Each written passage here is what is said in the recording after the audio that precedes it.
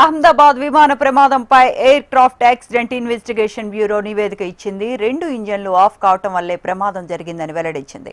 Report ప్రకారం విమానం take off అయిన సెకండ్ల వ్యవధిలోనే 2 ఇంజన్లు ఆఫ్ అయినట్లు నివేదికలో వెల్లడించింది ఏఏఐబి. అయితే మధ్యాహ్నం 1:38 విమానం టేక్ ఆఫ్ అయిన వెంటనే 155 ఫీట్ల వేగంతో మెల్లగా 1:38 180 నాట్ల గరిష్ట వేగాన్ని అందుకుంది. ఆ వెంటనే 2 ఇంజన్లు ఆగిపోయాయి. సెకండ్ల వ్యవధిలో 2 ఇంజన్లకు ఇంధన సరఫరా ఆగిపోయింది. ముందు ఇంజన్ 1 ఆగిపోగా ఆ వెంటనే సెకండ్ గ్యాప్లోనే ఇంజన్ 2 కూడా ఫ్యూయల్ కట్ ఆఫ్ అయింది. ఫ్యూయల్ స్విచ్లు రన్ నుంచి కట్ ఆఫ్కు మారిపోయాయి. 2 ఇంజన్లు 1 సెకండ్ గ్యాప్లో ఆగిపోయాయి. ఫ్యూయల్ సప్లై లేకపోవడంతో N1, N2 ఇంజన్ల టేకాఫ్ వాల్యూస్ పడిపోయాయి. 1:37 వేగం క్రమంగా తగ్గింది. ఈ సమయంలో కాక్పిట్లో ఎందుకు ఇంజన్లు ఆఫ్ చేశారని ఒక పైలట్ మరొకరిని అడగ్గా తానేం ఆఫ్ చేయలేదని మరో పైలట్ సమాధానం ఇచ్చినట్లు బ్లాక్ బాక్స్లో రికార్డ్ అయిందని ఏఏఐబి నివేదికలో స్పష్టం చేసింది.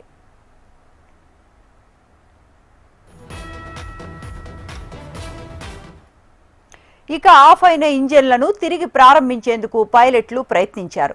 1:38 మొదటి ఇంజన్ కటాఫ్ నుంచి రన్కు మారింది.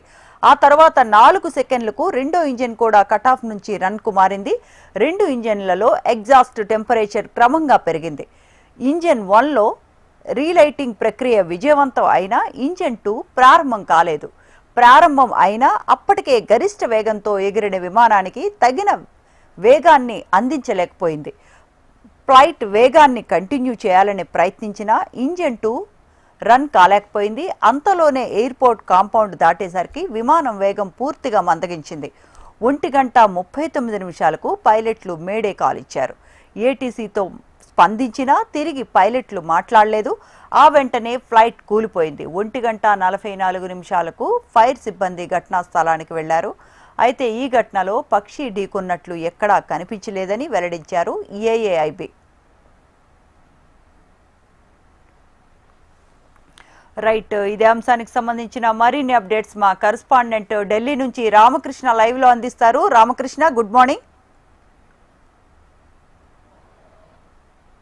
జరిగిన విమాన ప్రమాదం ఘటనపై air craft accident investigation bureau ప్రాథమిక నివేదికను విడుదల చేసింది. 15 పేజీల ప్రాథమిక నివేదికను సమర్పించింది.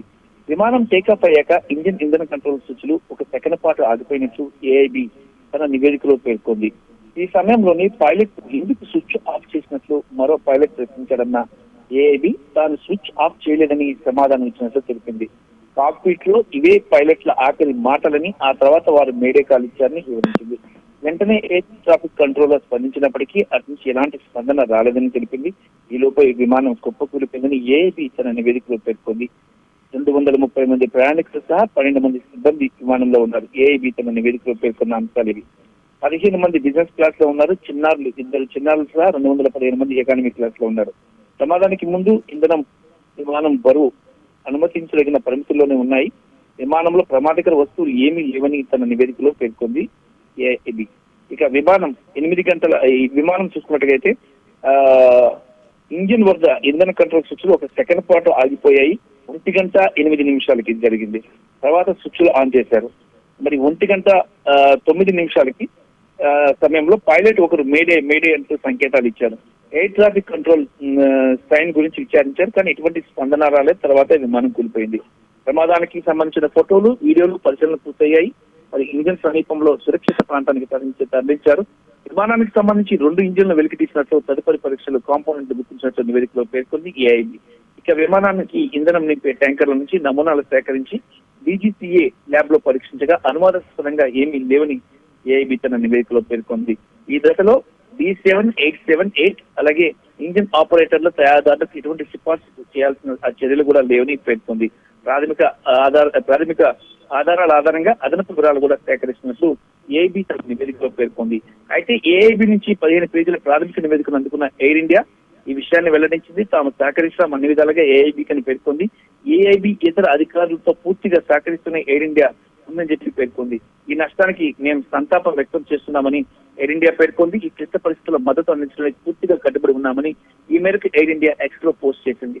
ఇది ఏమైనా సరే ఇది చాలా దారుణమైన దుర్ఘటన. ఇది మానవ తప్పిదంగానే దీన్ని ఏఐబి పేర్కొంది. Right RK, thank you, thanks for the details.